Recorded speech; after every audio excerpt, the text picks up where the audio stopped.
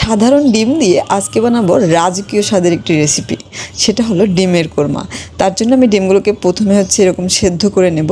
আমি একটু হালকা লবণ দিয়ে সেদ্ধ করে নিয়েছি, যাতে গিয়ে খোসাটা খুব দ্রুত উঠানো যায়। তো এভাবে করে আমি একটু কেটে কেটে নিয়েছি।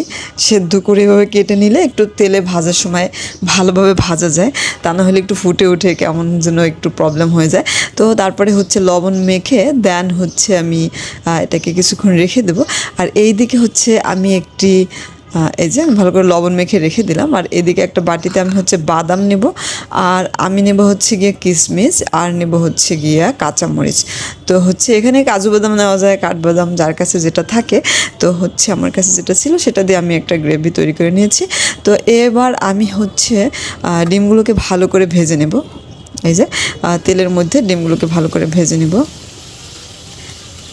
দেন ডিম ভাজা হয়ে গেছে আমার। এই যে দেখেন কত সুন্দর, কোনো ফুটে ওঠে নাই ডিম। ভালো করে ভেজে দেন আমি একটা অন্য পাত্রে উঠিয়ে আমি কিছুটা ব্রেস্তা করে নেব পেঁয়াজের, কারণ এটা আমার লাস্টে লাগবে পেঁয়াজের ব্রেস্তাটা। তো আমার পেঁয়াজ ব্রেস্তাটা এই যে হয়ে গেছে অলরেডি।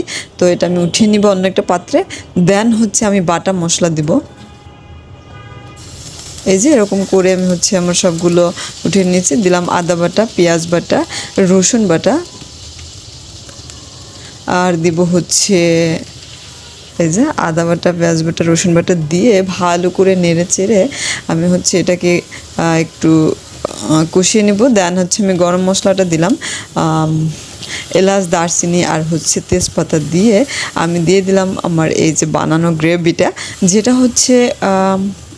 বাদাম, কিশমিশ আর কাঁচামরিচ দিয়ে আমি যেটা বানিয়েছি সেটা। তারপরে দিব ধনিয়ার গুঁড়া, জিরার গুঁড়া, মরিচ আর লবণ। এটা দিয়ে ভালো করে নেড়ে চেড়ে কষিয়ে নিব।